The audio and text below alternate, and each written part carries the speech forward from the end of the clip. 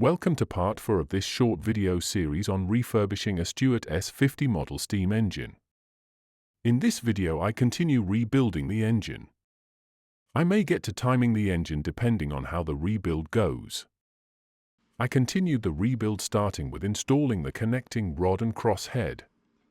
This clip shows me tightening the crank pin that holds the big end onto the crank web.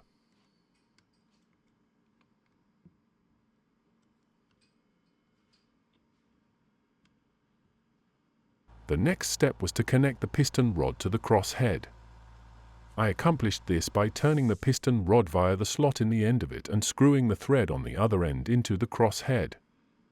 While connecting the two together, I turned the crank web to ensure the piston didn't foul with the inboard cylinder cover. I then used the locking nut to lock the piston rod in place in the cross head.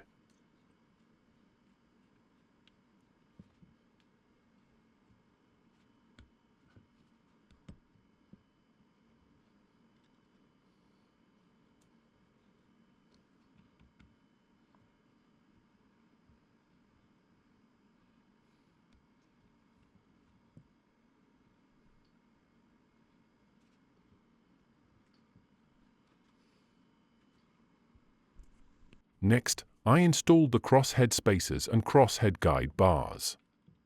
This clip shows me tightening the bolts that hold them onto the sole plate.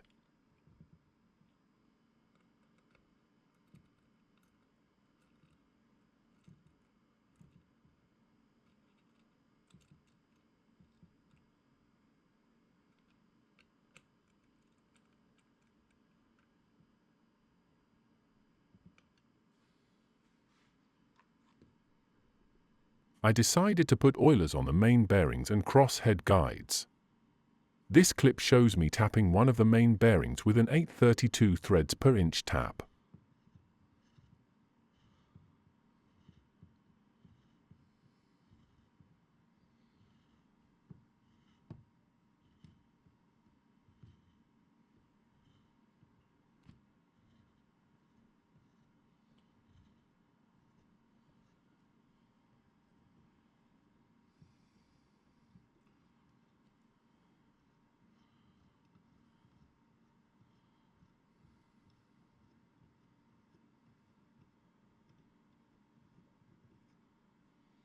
Once the bearing had been threaded, I screwed in an oiler.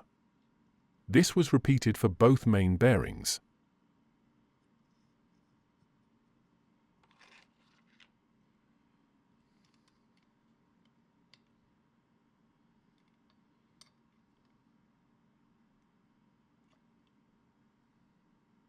I threaded the cross-head guides 8BA and then screwed in the oilers for the cross-heads.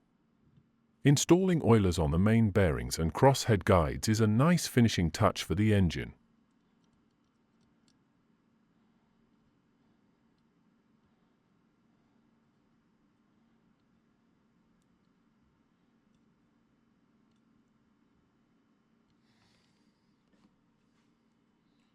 I installed the eccentric and eccentric rod and then moved on to installing the flywheel on the crankshaft.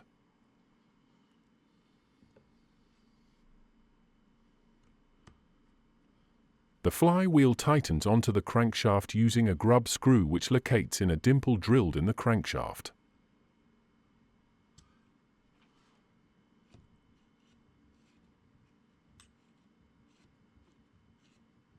Next, I moved on to setting up the slide valve travel. This clip shows the starting point for the valve travel. The left-hand port is being uncovered, but the right-hand port isn't. This required screwing the valve rod out of the valve nut to adjust it. This clip shows the valve travel after adjustment. The left and right-hand ports are now being uncovered equally at each end of the slide valve's travel. This indicates the valve is set up correctly. I installed the steam chest cover and gasket on the steam chest with 4 bolts, taking care not to over-tighten the bolts and shear them. This completed rebuilding the engine.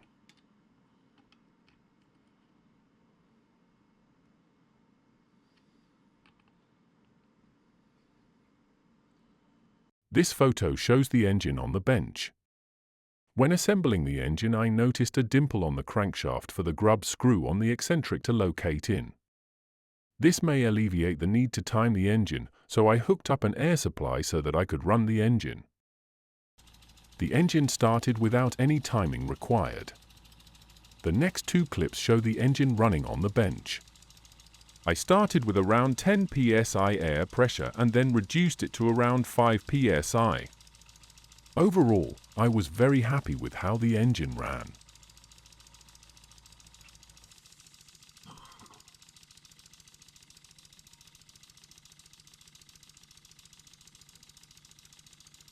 I have another job to do, making inlet and outlet nozzles for the engine, and then I'll run the engine in for a few hours. I'll leave this video here though.